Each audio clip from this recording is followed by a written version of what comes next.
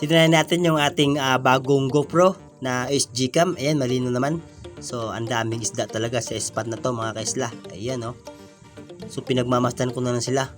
So ang tawag pala dito ay barakuda. Sa Bisaya naman ay tunggaw. Ayan.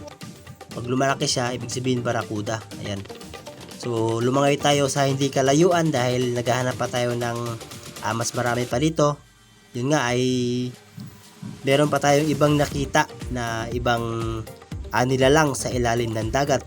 Ito ang tinatawag na dugong. Ayan mga kaisla.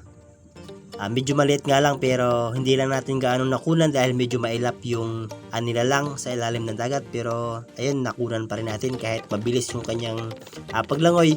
Yun nga ay sa hindi kalayuan nakita pa rin natin. Ayun lang muna yung ating upload sa araw na to mga kaisla. Maraming salamat!